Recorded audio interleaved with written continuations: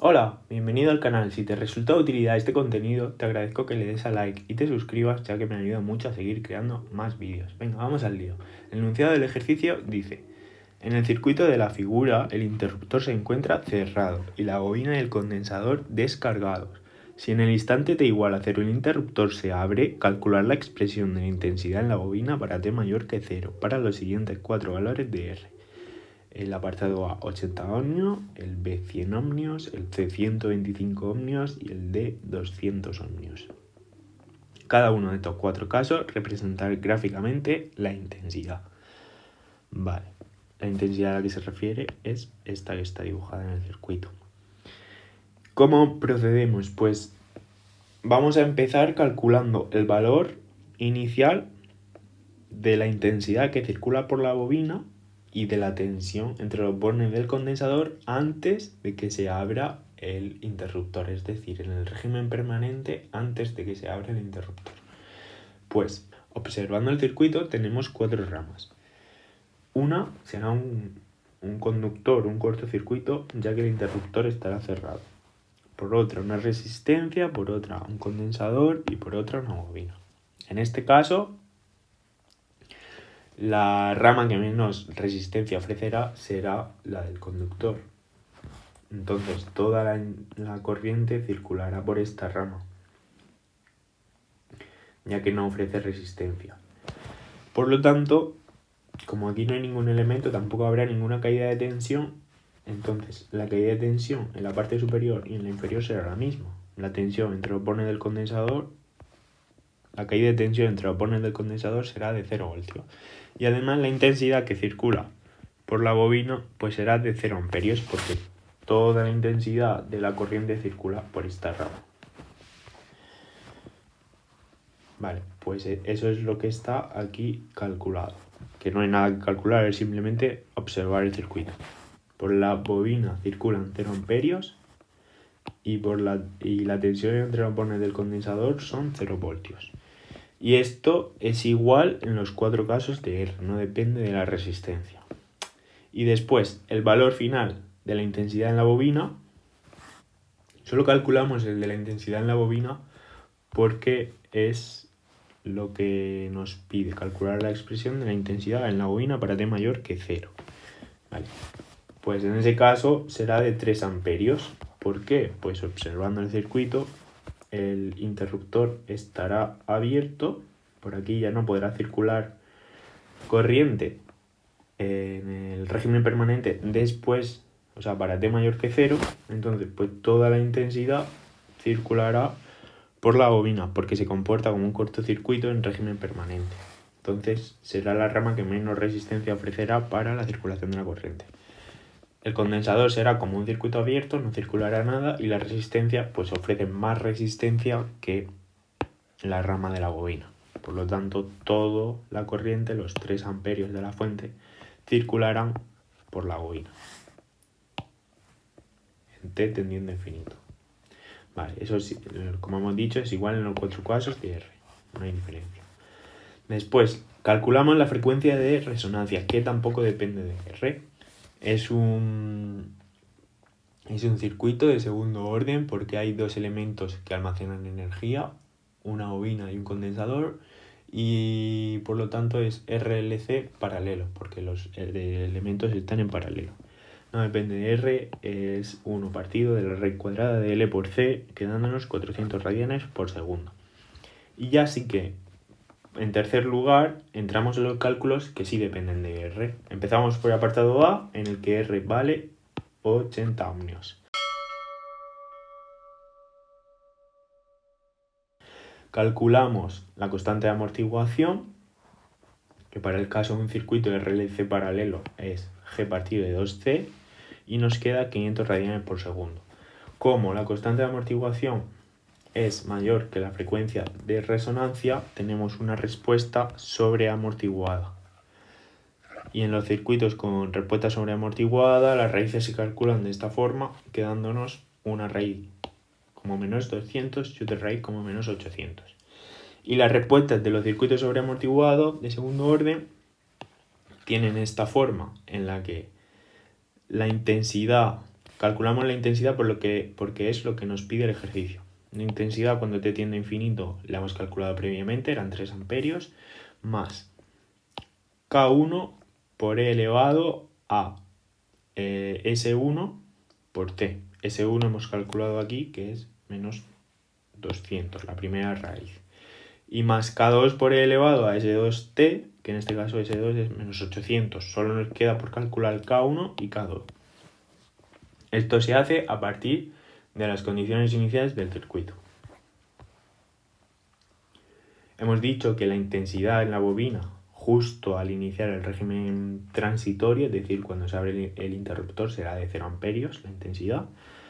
Por lo tanto, pues partiendo de esta ecuación de aquí, en la que sabemos que el primer término es un 3, y luego la t se sustituye por 0, porque es en el instante inicial, entonces esto queda como un 1, K1 por 1, pues K1 y K2 por 1, K2, solo nos queda 3 más K1 más K2.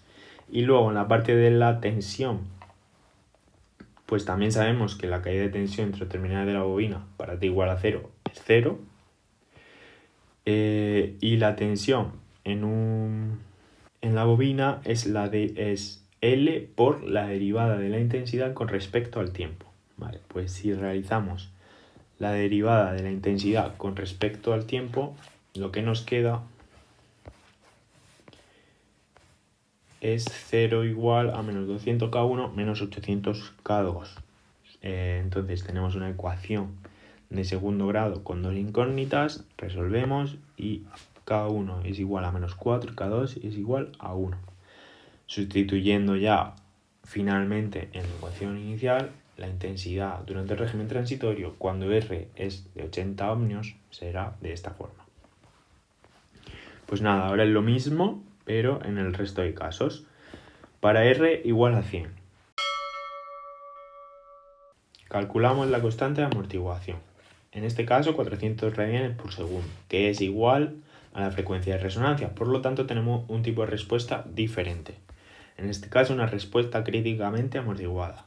Las raíces es una doble y negativa, que en este caso menos 400. Y el tipo de respuesta pues es de esta forma. Esto simplemente no lo aprendemos de la teoría. Cuando t tiende a infinito sabemos que es 3 amperios más K1 más K2 por T por E elevado a la raíz por T. Es decir, igual que antes, solo nos queda calcular K1 y K2 a partir de las condiciones iniciales del circuito. Pues lo mismo. En este caso, como K2 está multiplicado por T y D lo sustituimos por 0, pues se nos va y nos queda 0 igual a 3 más K1. Por lo tanto, K1 se obtiene rápidamente, es menos 3. Y por otro lado, pues la tensión en la bobina es L por la derivada de la intensidad con respecto al tiempo. Si hacemos la derivada de la intensidad con respecto al tiempo de esta ecuación y T lo sustituimos por 0 porque lo vamos a evaluar en el instante inicial, pues nos queda menos 400 por K1 más K2.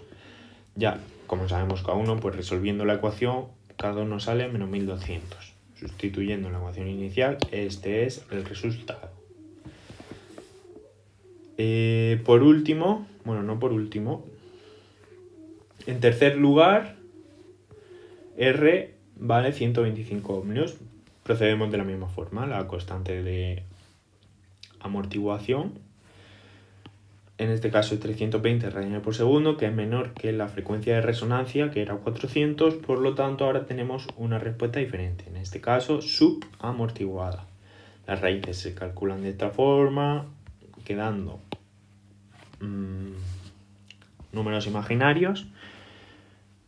Y nada, en este caso entonces la respuesta de un circuito de segundo orden con una respuesta transitoria subamortiguada es de esta forma.